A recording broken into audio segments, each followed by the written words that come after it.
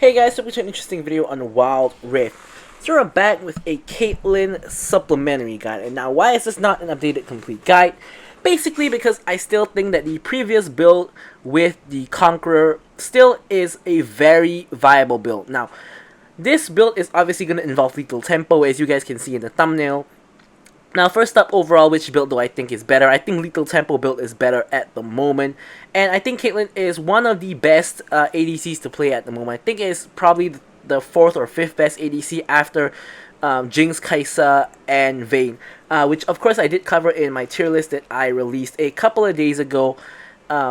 Especially, in ADC and jungle roles, a lot of the champions moved up and down the tier list.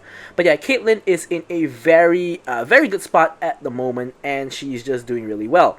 So as usual for my... Actually, this isn't even an updated guide. This is like a supplementary guide. But if you guys do want to see the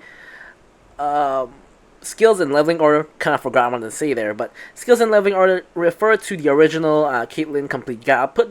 I'll put that up in the cards above for your easy reference, and also in the interest of time. But anyways, we're gonna go straight on into the build itself. So this is actually not the correct build. This is actually the Conqueror build. So let me actually just do a full-on custom, not custom, but on-the-fly kind of build. So basically, with this build, you're gonna actually want the Bloodthirster. So I'm gonna get into the explanation in a bit, but I'm just going to quickly set up the build here.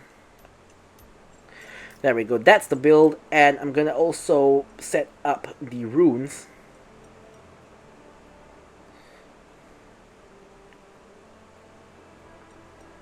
Alright, we don't want that. Alright, so here we go. So, this is the new Caitlyn build. So first up, of course, as usual, you start with the Stormrazor. Gives you everything you need. The AD, the crit, the attack speed, as well as that energized attack for extra damage and slow. Then you go for, of course, the 2-item power spike of IE, which gives you even more AD, more crit, and more crit damage. Now this allows you to hit really hard and really fast. Next up, boots. We generally go for defensive boots because we have a Bloodthirster, so we don't need the Gluttonous Greaves. And then for the enchant, generally you go for the stasis. If you don't need stasis and you want more mobility, instead go for the Protobelt. And then after that, we go for the Bloodthirster. Now the main difference is we used to go for the Rapid Fire Cannon, and now we're going for the Bloodthirster. Now what does this mean? Firstly, Bloodthirster gives you AD, whereas Rapid Fire Cannon did not. So you get more AD, you get the same amount of crit, you get that lifesteal, but you don't get the increased range. So basically, you're more or less swapping the increased range as well as the attack speed for more attack damage, and as well as the physical vamp. Now, why is that the case?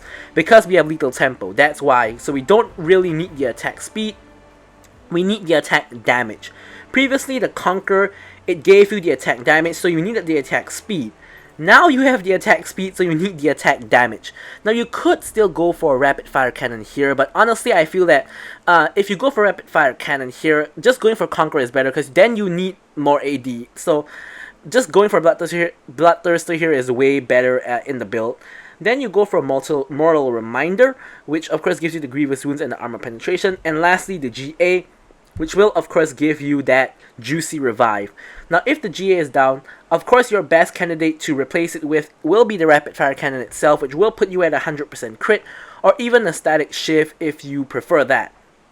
Now we're going to talk about the runes and the spells. So for the runes, Lethal Tempo of course is the new rune of choice with the new Bloodthirster build.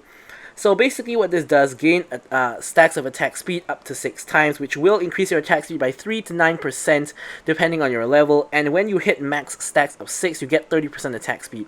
Now, Caitlyn wants to hit fast and she wants to hit hard. So with Conqueror, you're hitting harder but slower. With Lethal Tempo, you're hitting faster but not as hard. Now, even with the Bloodthirster, you still will do less damage in your initial trade, but overall, when you reach like max stacks of Lethal Tempo and continue attacking, you will overall do more DPS. So basically what I'm trying to say is, with the Conqueror, in short trades you actually do more damage, but with the Lethal Tempo in longer, drawn out, extended trades or in team fights, you're going to overall do more damage. And because you, of course, with any marksman, including Caitlyn, in general, when you reach mid to late game, in those Dragon and Baron fights, you're going to find yourself in those long extended team fights, where with the lethal tempo and with the Bloodthirster, overall you're going to find yourself doing more DPS than the Conqueror, which is why I feel that this build is currently better for Caitlyn, but I still think the Conqueror build is still really good and it is still really viable. Conqueror build will be a lot better for laning, is what I think.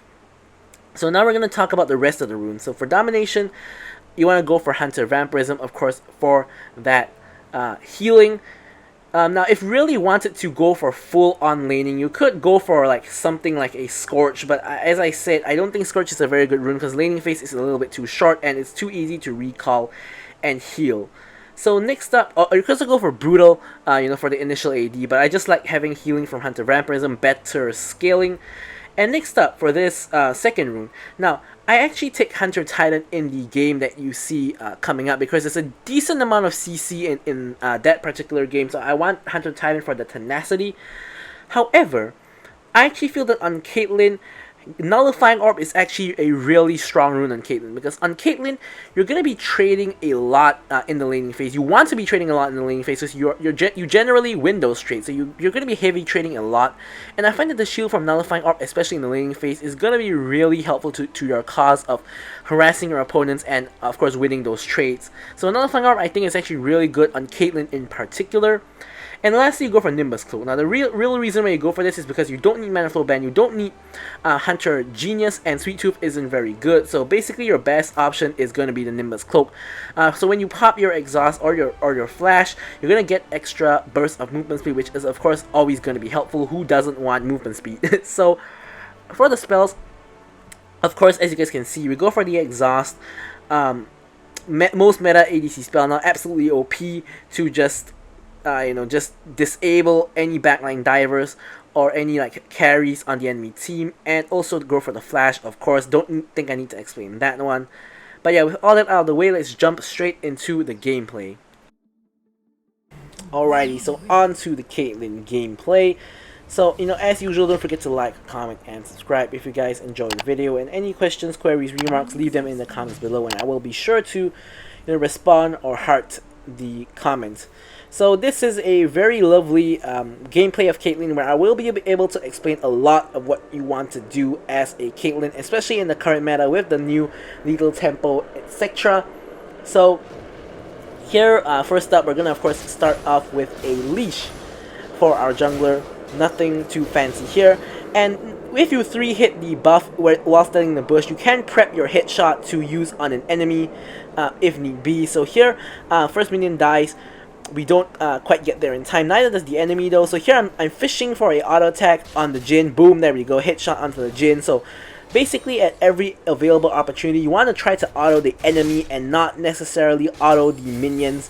You definitely want to be pushing in the wave, but you don't have to hard shove it. You can just try to harass the enemies and zone them off the CS like I do here. Now, of course, Jhin does have a Lulu, so it is a little bit difficult to do that really effectively. But of course, as you can see, we do get a decent trade, but I do tank a tower shot, so it does come out relatively even.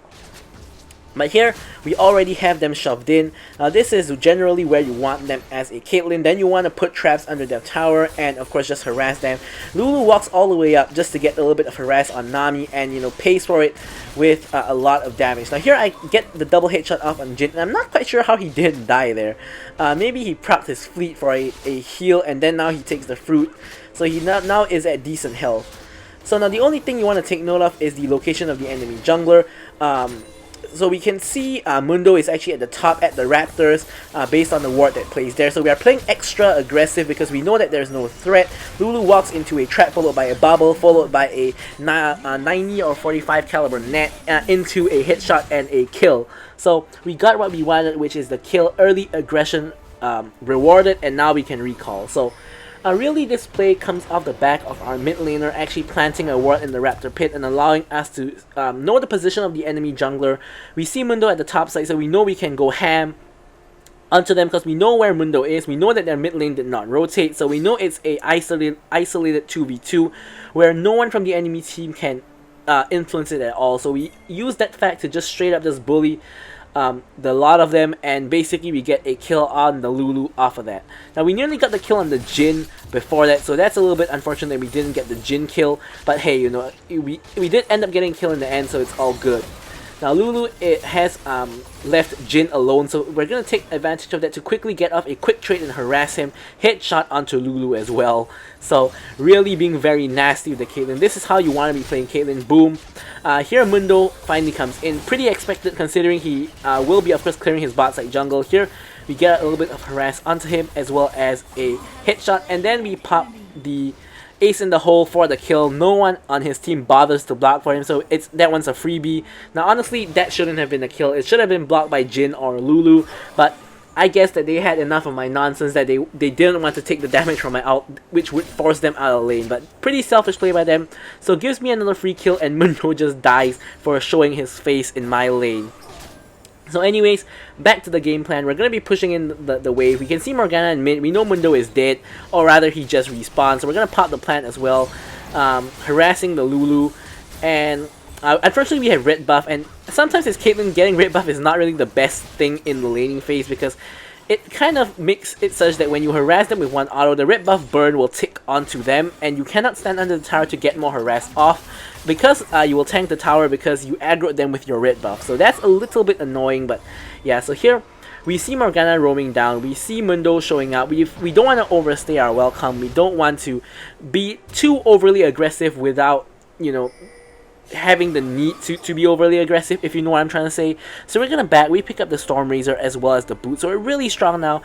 First dragon still almost a minute away, and we already have our first item and even our boots. Now here Vi just goes in 1v3 basically, like complete shenanigans. I managed to get the ace in the hole on Morgana again, which is not blocked by all three of them. She ults the Mundo, who doesn't actually have passive. And here I'm going to try to follow up. Boom, we get the kill on the Mundo as well.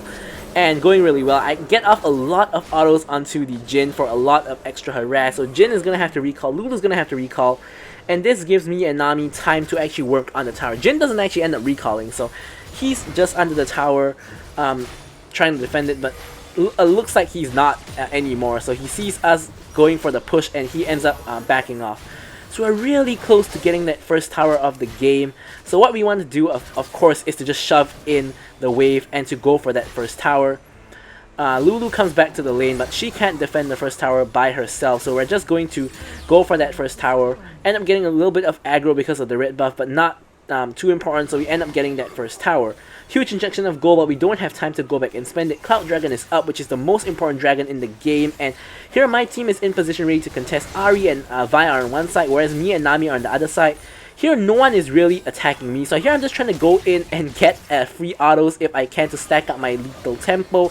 Not quite working at the moment, but here you guys can see I'm getting off a couple of free auto attacks onto the Mundo, 3 or 4 stacks of lethal tempo already. I managed to steal the Cloud Dragon with my headshot. Really beautiful. Ace in the hole popped by me. Doesn't actually net a kill, but here Ahri just managed to finish off the Morgana. Ward over the wall to see if anyone is still there, which there isn't. And really couldn't have turned out any better. We get a lot of early game kills, we get first tower, and we even steal a dragon. Like, so far everything has been going right.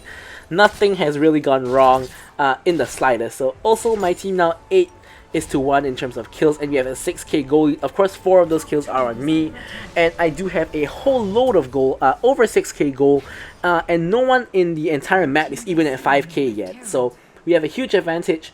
Vi and Nami actually rotate over and secure the Herald as well, so 100% objectives for us, and it's going swimmingly so far. And all of this basically came off of knowing where Mundo was and letting the enemy bot lane feel our unbridled aggression, just going ham on them, making it such that they can't even leave the tower. That is the ideal way to play Caitlyn. Now, of course, you can't do this in every match, depending on what's the enemy bot lane and depending on who is the enemy jungler and what is their jungle pathing. But in this match, everything worked out just fine.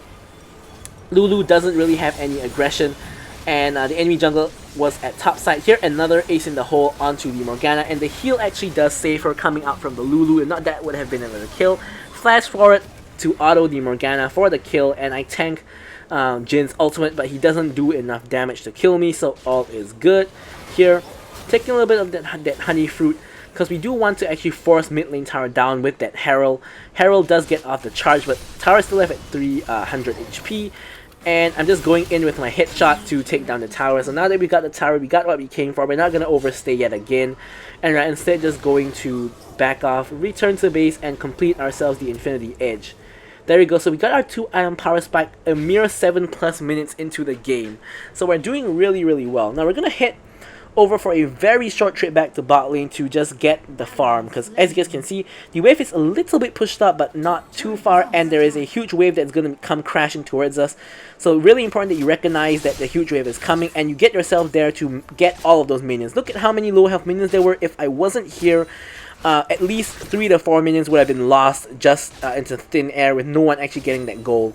So here I pick up that huge wave worth of gold. Someone spots me with the Square's Bloom, and I have no one even close to me, so I don't want to be fighting anybody on the enemy team, so I'm instead just going to back and pick up the Merc Treads. As I mentioned previously, I got the Hunter Titan in this match because there's a decent amount of CC with, like, you know, Fiora Riposte if she does it correctly, Jin's Root, Jin's slows, Morgana's Root, Morgana's Ultimate, you know, and Lulu's Polymorph, as well as Lulu's Ultimate. So a ton of CC, not any super duper important CC, but you know, still a lot of CC on the enemy team. So best to be on the safe side and get ourselves more tenacity. And now we're just gonna clear out the mid lane, getting ourselves the farm wherever we can. And it looks like a skirmish is happening in the top lane, so I'm just gonna rotate myself over, ace in the hole to try to get some participation and some damage. Here I get rooted by the Morgana, but I managed to buffer my E to actually get myself away from her. Accidentally popped the blast plan to send the Ahri over the wall. Thankfully, she doesn't get destroyed by the enemy or anything, and that would have been my mistake. Here she does get destroyed by the enemy team, but that was not my fault, and she does get shut down.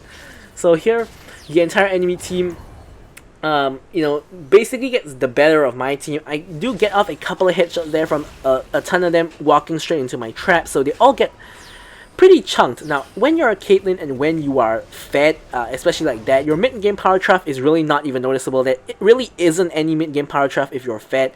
And your headshots, like when people walk into your traps, or like just your headshots in general, are gonna hurt like a truck. Like, it's gonna do a ton of damage. So here, we see Fiora trying to get off a push in the bot lane. So me and Ahri are going to respond to her together, while Vi is going to respond to mid. Now, we cannot send just one person to handle Fiora, because Fiora can 1v1 people very easily. Even after the nerf, she's still a really good 1v1 champion, especially 1v1 against a Caitlyn on Ahri. No problem for Fiora, so we're going to play on the safe side, and we're going to go together to stop that Fiora push. In the meantime, Vi does manage to actually fend off the push in the mid lane. And of course, being the fed ADC that I am, I'm going to just pick up the red buff, which is going to help in my damage output. Now the next dragon, which is the mountain dragon, is coming up. Least important dragon, but you know, hey, as the team that is ahead, we have a 6k goldie, we do want to pick fights with the enemy team, because those are fights that we're going to win. Enemy control ward is spotted in the pit itself. Now here I'm just setting up traps relatively randomly just to get some kind of zone control going. A headshot onto the Mundo, which actually does a very decent damage considering how Mundo is a tank. Now the enemy team decides to turn onto our team for the fight while our team is split. I think that's a relatively good decision, but unfortunately my team is pretty ahead, and I'm untouched, not even in the backline, but in a kind of a flank position. I'm kind of off to the side, just, you know, doing damage. I get the double kill with the ace in the hole again. Now, normally Caitlyn's ace in the hole, not normally the best ultimate, because it's very easily blocked in team fights, and really it's only good when like 1 or 2 low HP members are running away, because you can definitely get a kill with that. But in this case, the enemy team either is very selfish or just is horrible at blocking for their teammates. I have gotten like 3 kills from ace in the hole that I think I shouldn't have, and that one was not one of them, but the first, I think, 2 ace in the holes was like, those kills shouldn't have happened. And also the Morgana one in the mid lane, which wasn't a kill but almost a kill, also shouldn't have happened in the first place, because they should be blocking for their teammates. But hey, you know, I'm not gonna complain. Here you see I go for the Pearl Belt because I don't think there's anyone who can instant burst me in the enemy team, so I rather have that bit of extra mobility. And I also rush the Executioner's Calling because of the enemy Mundo on the team. As you guys can see, with the new adjusted Executioner's Calling being cheaper, it's really good. So here I get the exhaust onto Fiora just to save the life of the Shen, and it goes really well. We do get the Shen, we do get the Rift Herald as well. and Mundo tries to go in. Vi ults him, but he does have his passive, so nothing too much happening there. And we do get the kill onto the Mundo as well. Vi picks up the kill onto the Morgana, and Lulu left high and dry, but no one is going to be able to reach her. I hit my ace in the hole just in case Vi catches up, that will allow me to get the assist. So enemy red buff is up, so what am I going to do? Deny the enemy the red buff and get the red buff for myself as shown. So we have the Herald just picked up. Vi uses the Herald mid to secure the mid lane tier 2. Jhin is low, flash Proto Belt for double auto for the kill, and I do go legendary. So you can see Caitlyn's autos does insane damage. You know, obviously, she's a auto attack style ADC. Here Fiora comes in, and me and Ahri basically just destroy her. Ahri charms her right as she riposts, which causes the Fiora to stun me, but doesn't quite matter all that much. We still managed to kill her relatively easily. So here we can get off a reset and see if we can pick up the Bloodthirster. Not quite, but we can get a cloak. So almost towards the Bloodthirster. Of course, that Moral Reminder did set us behind by 800 gold. So a little bit delayed in getting that Bloodthirster, but hey, the Moral Reminder gives so much value against Mundo, especially, and even against other champs who have healing, which not quite a lot unless Jhin has a healing rune, and of course Lulu's redemption as well. But yeah, so Fiora, Blade of the Rune King, and Q as well, so really a lot of value for the Moral Reminder. But even just for the Mundo himself, I would have already gone for the Moral Reminder. Anyways, I believe here I can pick up the Bloodthirster, so I'm going to recall and complete the Bloodthirster. There we go. So we got our first 3 crit items, so really strong at the moment. Of course, next item is going to be the Moral Reminder.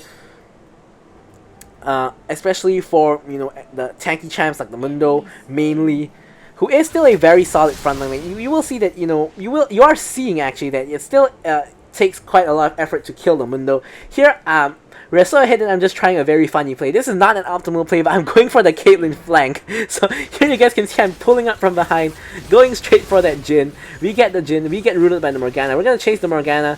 Actually, no, Vi doesn't. I do manage to pick up the kill. Ace in the hole onto the Lulu for the double. So Caitlyn flank absolutely works out. I was actually kind of planning to, not planning, but I wouldn't mind dying there just for the memes, just for the funny Caitlyn flank play, but hey, it worked out, and the enemy team straight up just surrenders off that Caitlyn flank. So I'm going to leave you guys with the stats as usual. So thank you guys for watching the video, and goodbye.